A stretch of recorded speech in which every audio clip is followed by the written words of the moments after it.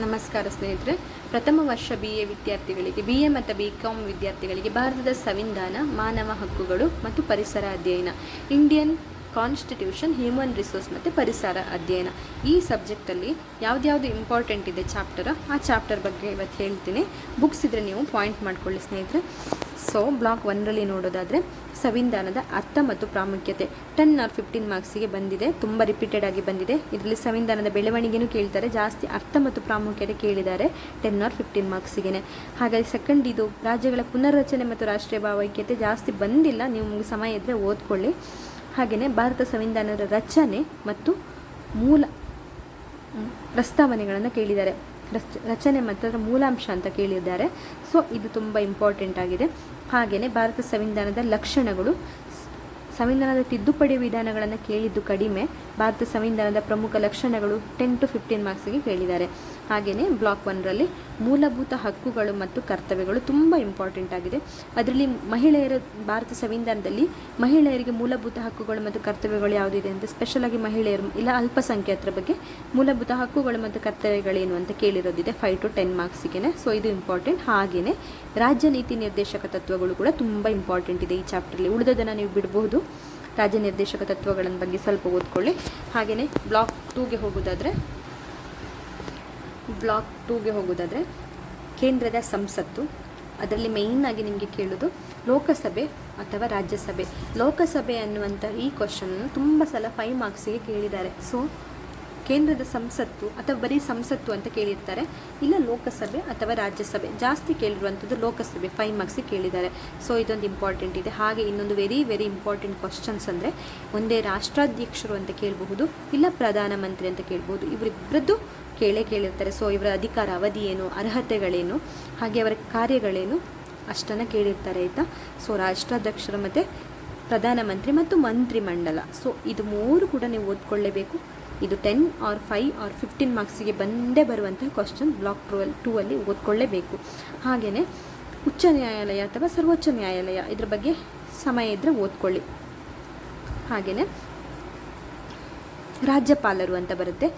ಇದರಲ್ಲಿ ಬ್ಲಾಕ್ 2ಅಲ್ಲಿ ರಾಷ್ಟ್ರಾಧ್ಯಕ್ಷರು, ಪ್ರಧಾನಮಂತ್ರಿ, ರಾಜ್ಯಪಾಲರು ಮತ್ತು ಮುಖ್ಯಮಂತ್ರಿ, ಅವ್ರದ್ದೆಲ್ಲ ಅರ್ಹತೆ, ಅಧಿಕಾರ ಮತ್ತು ಅವರದ್ದು ಕಾರ್ಯಗಳೇನು ಅಂತ ಬಂದಿರ್ತದೆ. ಸೊ ಇವರೆಲ್ಲರ ಬಗ್ಗೆನೂ ಓದ್ಕೊಂಡು ಅವರ ಅಧಿಕಾರ, ಅರ್ಹತೆಗಳು, ಕಾರ್ಯಗಳೇನು ಅಂತ ಕಲ್ತ್ಕೋಬೇಕು. ಹಾಗೆಯೇ ಭಾರತದ ಸಂಯುಕ್ತ ವ್ಯವಸ್ಥೆ ಅಂತ 10 or 15 ಮಾರ್ಕ್ಸಿಗೆ ಬಂದಿದೆ, ಆಯಿತಾ. ಸೊ ಇದು ಕೂಡ ಇಂಪಾರ್ಟೆಂಟ್ ಇದೆ ಈ ಕ್ವಶನ್ಸ್. ನಾನು ಪಾಯಿಂಟ್ ಮಾಡಿಲ್ಲ, ಬಟ್ ಇದು ತುಂಬ ಇಂಪಾರ್ಟೆಂಟ್ ಇದೆ. ಭಾರತದ ಸಂಯುಕ್ತ ವ್ಯವಸ್ಥೆ ರಿಪೀಟೆಡ್ ಆಗಿ ಬಂದಿರುವಂಥ ಕ್ವಶನ್ಸ್. ಹಾಗೆಯೇ ಇನ್ನೊಂದು ಚಾಪ್ಟರ್ ತುಂಬ ಇಂಪಾರ್ಟೆಂಟ್ ಅಂದರೆ ಆಡಳಿತದಲ್ಲಿ ಪಾರದರ್ಶಕತೆಗಿಂತ ಮಾಹಿತಿ ಹಕ್ಕು. ಇದು ನಿಮಗೆ ಬಂದೇ ಬರುವಂಥ ಕ್ವಶನ್ಸ್. ಮಾಹಿತಿ ಹಕ್ಕು, ಅದನ್ನು ಎಸ್ಸೆ ಬರೀರಿ ಅಂತ, ಪ್ರಬಂಧ ಬರೀರಿ ಅಂತ ಬರುತ್ತೆ. ಮಾಹಿತಿ ಹಕ್ಕುವಿನ ಬಗ್ಗೆ ಪ್ರಬಂಧ ಬರೀರಿ ಅಂತ 15 ಮಾರ್ಕ್ಸಿಗೂ ಬೇರೆ ಕೇಳುವಂಥದ್ದಿದೆ. ಸೊ ನೀವು ಇದನ್ನು ಕಂಪ್ಲೀಟಾಗಿ ಓದ್ಕೊಳ್ಳೇಬೇಕಾಗಿರುವಂಥದ್ದು ಈ ಚಾಪ್ಟ್ರಲ್ಲಿ. ರಾಷ್ಟ್ರಪತಿ, ಪ್ರಧಾನಮಂತ್ರಿ, ಮಂತ್ರಿಮಂಡಲ, ರಾಜ್ಯಪಾಲರಿಲ್ಲ ಮುಖ್ಯಮಂತ್ರಿ ಬಗ್ಗೆ ಕೇಳಿರ್ತಾರೆ, ಇಲ್ಲಾಂದರೆ ಮಾಹಿತಿ ಹಕ್ಕು ಬಗ್ಗೆ ಕೇಳಿರ್ತಾರೆ, ಮತ್ತು ಲೋಕಸಭೆ ಬಗ್ಗೆ ಕೇಳಿರ್ತಾರೆ. So block 2ಅಲ್ಲಿ ಇದಿಷ್ಟನ್ನೇ ಓದ್ಕೊಳ್ಳೇಬೇಕು. ಹಾಗೆಯೇ ಬ್ಲಾಕ್ 3ಯಲ್ಲಿ ನೋಡೋದಾದರೆ ಮಾನವ ಹಕ್ಕುಗಳು 15 ಮಾರ್ಕ್ಸಿಗೆ ಬರುವಂಥ ಕ್ವಶನ್ಸ್. ಮಾನವ ಹಕ್ಕುಗಳು ಬಂದೇ ಬರುತ್ತೆ. ಇದು ಮಾನವ ಹಕ್ಕುಗಳು ಇದರ 5 ಮಾರ್ಕ್ಸಿಗೂ ಕೇಳೋದಿದೆ, 10 or 15 ಮಾರ್ಕ್ಸಿಗೂ ಕೇಳೋದಿದೆ. ಸೊ ಇದನ್ನು ನೀವು ಓದ್ಕೊಳ್ಳಬೇಕು. ಮಾನವ ಹಕ್ಕುಗಳು ಅರ್ಥ ಮತ್ತು ಪ್ರಾಮುಖ್ಯತೆ ಕಂಪ್ಲೀಟಾಗಿ ಓದ್ಕೊಳ್ಳಿ. ಹಾಗೆಯೇ ಕಾನೂನು, ಅಂತಾರಾಷ್ಟ್ರೀಯ ಕಾನೂನು ಅಂದರೆ ಏನು, ಇದ್ರ ಬಗ್ಗೆ ಕೇಳಿರ್ತಾರೆ, ಸಿಕ್ಕಾಪಟ್ಟೆ ಇಂಪಾರ್ಟೆಂಟ್ ಆಗಿರುವಂಥ ಇನ್ನೊಂದು ಕ್ವಶನ್ಸ್ ಇದು. ಹಾಗೆಯೇ ಸಾಮಾಜಿಕ ಲಿಂಗಭೇದಗಳು ಅಷ್ಟು ಬಂದಿರೋದಿಲ್ಲ ರಿಪೀಟೆಡ್ ಆಗಿ. ಸೊ ಇದು ನೀವು ಬಿಡಬಹುದು. ಮಾನವ ಹಕ್ಕುಗಳ ಐರೋಪ್ಯಾಂಗ ಕೂಡ ಇದು ಬಿಡಬಹುದು. ಆಪ್ಷನ್ಗೆ ಜಾಸ್ತಿ ರಿಪೀಟೆಡ್ ಆಗಿ ಕ್ವಶನ್ಸ್ ಬಂದಿಲ್ಲದೆ ಇರೋದ್ರಿಂದ ಈ ಚಾಪ್ಟರ್ ನಾನು ಬರ್ಕೊಂಡಿಲ್ಲ, ಹಾಗೆ ನಾನು ನೋಡಿದ್ದೂ ಇಲ್ಲ ಜಾಸ್ತಿ ಇದರಿಂದ ಕ್ವಶನ್ಸ್ ಬಂದಿರೋದು. ಸೊ ನೀವು ಇದನ್ನು ಆಪ್ಷನ್ನಿಗೆ ಬಿಡಬಹುದು. ಮತ್ತು ಇನ್ನೊಂದು 5 ಮಾರ್ಕ್ಸಿಗೆ ಒಂದು ಕ್ವಶನ್ಸ್ ಕೇಳ್ತಾರೆ ಅಂದರೆ PUCR ಅಂತ ಕೊಟ್ಟಿರ್ತಾರೆ. ಅದೊಂದು ವ್ಯಕ್ತಿ, ಅವರ ಸಂಘಟನೆಯನ್ನು ಮಾಡಿದವರು, PUCR ಅಂತಲೇ ಬರೀ 5 ಮಾರ್ಕ್ಸಿಗೆ PUCR ಅಂತ ಕೊಟ್ಟಿರ್ತಾರೆ. PUCR ಅಂದರೆ ಏನು, ನಾಗರಿಕ ಹಕ್ಕುಗಳಿಗಾಗಿ ಜನರ ಸಂಘಟನೆ ಏನಿದೆ ಅದೇ PUCR. ಸೊ ಮತ್ತು PUCL, PUCR ಇದೆ. ಇದರಲ್ಲಿ ಜಾಸ್ತಿ ಬಂದಿರೋದು PUCR. ಇದು 5 ಮಾರ್ಕ್ಸಿಗೆಲ್ಲ ಕೇಳ್ತಾರೆ. ಸೊ ಇದೊಂದು PUCL ಅಂದರೆ ನಾಗರಿಕ ಹಕ್ಕುಗಳಿಗಾಗಿ ಜನರ ಸಂಘಟನೆ, PUCR ಅಂದರೆ ಪ್ರಜಾಪ್ರಭುತ್ವ ಹಕ್ಕುಗಳಿಗಾಗಿ ಜನರ ಸಂಘಟನೆ. ಸೊ ಇವೆರಡು ಚಾಪ್ಟರನ್ನು ಓದ್ಕೋಬೇಕು. ಇದು ಜಾಸ್ತಿ ರಿಪೀಟೆಡ್ ಆಗಿ PUCR ಬಂದಿದೆ.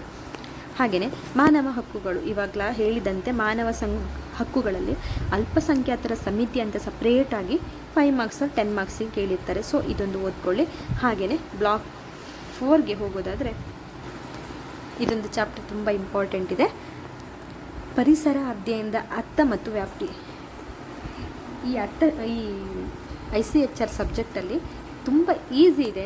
ಯಾಕಂದರೆ ನಾವು ಪ್ರಾಥಮಿಕ ಸ್ಕೂಲಿಂದ ಕೂಡ ನಾವು ಇದನ್ನು ಪರಿಸರದ ಬಗ್ಗೆ ಅಧ್ಯಯನ ಮಾಡ್ತಾ ಇರೋದ್ರಿಂದ ನಮ್ಮದೇ ವಾಕ್ಯದಲ್ಲಿ ಬರೀಲಿಕ್ಕೆ ತುಂಬ ಈಸಿ ಆಗ್ತದೆ. ಸೊ ಇದಿಷ್ಟು ಚಾಪ್ಟರಲ್ಲಿ ಯಾವ ಕ್ವಶನ್ಸ್ ಕೂಡ ಕೇಳ್ಬೋದು, ಎಲ್ಲನೂ ಇಂಪಾರ್ಟೆಂಟ್ ಆಗಿದೆ. ತುಂಬ ಇಂಪಾರ್ಟೆಂಟ್ ಆದ ಒಂದು ಚಾಪ್ಟರ್ ಅಂದರೆ ನಾನು ಖಂಡಿತವಾಗಿ ಹೇಳೋದಾದರೆ ಇದರಲ್ಲಿ ಯಾವುದನ್ನು ಬಿಡಿ ಅಂತ ಹೇಳಲ್ಲ. ಇದಿಷ್ಟು ಘಟಕನೂ ನೀವು ಓದ್ಕೊಳ್ಳೇಬೇಕು. ಯಾಕಂದರೆ ಇದರಲ್ಲಿ ಯಾವುದು ಕ್ವಶನ್ಸ್ ಬೇಕಾದರೂ ಕೇಳ್ಬೋದು, ಆಯಿತಾ. ನಿಮಗೆ ಬೇಕಾದರೆ ಸೂಕ್ಷ್ಮಾಣು ಜೀವಿಗಳು ಅಂತ ಕೂಡ ಕ್ವಶನ್ಸ್ ಕೇಳಿದರೂ ಕೇಳ್ಬೋದು, ಆಯಿತಾ. ಇದರಲ್ಲಿ ಯಾವ ವರ್ಡ್ ಕೂಡ ಬಿಡುವ ಹಾಗೆ ಇಲ್ಲ. ತುಂಬ ಇಂಪಾರ್ಟೆಂಟ್ ಇದೆ, ತುಂಬ ಈಸಿ ಕೂಡ ಇದೆ ಓದಲಿಕ್ಕೆ. ಯಾಕಂದರೆ ನಾವು ಮೊದಲಿಂದ ಓದ್ಕೊಂಡು ಬಂದಿರುವಂಥದ್ದು ಇದು. ನಾವು ಅಂದರೆ ನಮಗೆ ಒಂದು 5th ಸ್ಟ್ಯಾಂಡರ್ಡಿಂದನೂ ಪರಿಸರ ಅಧ್ಯಯನ ಏನು, ಜೈವಿಕ ಸಂಪನ್ಮೂಲಗಳಂದ್ರೇನು, ಜನಸಂಖ್ಯೆ ಅಂದ್ರೇನು, ಪರಿಸರ ಅಂದ್ರೇನು, ವಾಯು ಮಾಲಿನ್ಯ ಅಂದ್ರೇನು, ಶಬ್ದ ಮಾಲಿನ್ಯ ಅಂದ್ರೇನು, ಪರಿಸರ ಮಾಲಿನ್ಯ ಅಂದ್ರೇನು ಎಲ್ಲ ಗೊತ್ತಿರ್ತದೆ. ಸೊ ಈ ಚಾಪ್ಟರ್ ಹೇಗೆ ಈಸಿ ಇದೆ ಹಾಗೆ ಇಂಪಾರ್ಟೆಂಟ್ ಆಗಿದೆ. ಸೊ ಈ ಚಾಪ್ಟ್ರಲ್ಲೇ ನೀವು ಸ್ವಲ್ಪ ಪಾಸ್ ಮಾರ್ಕ್ಸ್ ತೆಗಿಬೋದು ಸ್ನೇಹಿತರೆ. ಈ ಚಾಪ್ಟ್ರಲ್ಲಿ ಒಂದು ಘಟಕ ಕೂಡ ನೀವು ಬಿಡಬೇಡಿ. ಇದರಲ್ಲಿ ಯಾವ್ದು ಇಂಪಾರ್ಟೆಂಟ್ ಅಂತ ನಾನು ಹೇಳೋದಿಲ್ಲ, ಯಾಕಂದರೆ ಎಲ್ಲನೂ ಇಂಪಾರ್ಟೆಂಟ್. ಪರಿಸರ ಅಧ್ಯಯನದ ಅರ್ಥನ 15 ಮಾರ್ಕ್ಸಿಗೆ ಕೇಳ್ತಾರೆ. ಹಾಗೆಯೇ ಪರಿಸರದ ಕಲ್ಪನೆ, ವ್ಯವಸ್ಥೆಯ ರಚನೆ ಮತ್ತು ಕಾರ್ಯಗಳು, ಇದು ಕೂಡ ತುಂಬ ಇಂಪಾರ್ಟೆಂಟ್, ರಿಪೀಟೆಡ್ ಆಗಿ ಬಂದಿರುವಂತಹದ್ದೇ ಕ್ವಶನ್. ಜೈವಿಕ ಮತ್ತು ಅಜೈವಿಕ ಅಂಶಗಳು ಅಂತ 5 ಮಾರ್ಕ್ಸಿಗೆ ಕೇಳಿದ್ದಾರೆ.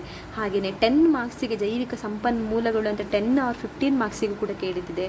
ಅದರಲ್ಲಿ ಮೇಯ್ನಾಗಿ ಜನಸಂಖ್ಯೆ ಅನ್ನೋದ್ರ ಬಗ್ಗೆ ಪ್ರಬಂಧ ಬರೀರಿ ಅಂತಾರೆ, ಇಲ್ಲ ಪರಿಸರದ ಬಗ್ಗೆ ಪ್ರಬಂಧ ಬರೀರಿ ಅಂತಾರೆ, ಇಲ್ಲ ವಾಯು ಮಾಲಿನ್ಯದ ಬಗ್ಗೆ ಬರೀರಿ, ಜಲ ಮಾಲಿನ್ಯದ ಬಗ್ಗೆ ಬರೀರಿ, ಇಂಪಾರ್ಟೆಂಟಾಗಿ ಶಬ್ದ ಮಾಲಿನ್ಯದ ಬಗ್ಗೆ ಬರೆಯಿರಿ ಅಂತ ಹೇಳ್ತಾರೆ. ಸೊ ಇದೆಲ್ಲನೂ ಈ ಚಾಪ್ಟರ್ ತುಂಬ ಇಂಪಾರ್ಟೆಂಟ್ ಇದೆ. ICHR ಸಬ್ಜೆಕ್ಟ್ ಯಾರಿಗೆ ಕಷ್ಟ ಅಂತ ಇರುತ್ತೋ ಅವರು ಈ ಘಟಕದಲ್ಲಿ ಎಲ್ಲವನ್ನು ಓದ್ಕೊಂಡ್ರೆ ನಿಮಗೆ ಪಾಸ್ ಆಗಲಿಕ್ಕೆ, ಮತ್ತು ಉಳಿದ ಘಟಕದಲ್ಲಿ ಇಂಪಾರ್ಟೆಂಟ್ ಯಾವುದಾದ್ರೂ ನೀವು ಸೆಲೆಕ್ಟೆಡ್ ಮಾಡಿ ಓದ್ಕೊಂಡು ಬಂದರೆ ನೀವು ಖಂಡಿತ ಈಸಿಯಾಗಿ ಪಾಸ್ ಆಗ್ತೀರಾ. ಸೊ ಈ ಚಾಪ್ಟರ್ ತುಂಬ ಇಂಪಾರ್ಟೆಂಟ್ ಇದೆ. ನಮಸ್ಕಾರ ಸ್ನೇಹಿತರೆ.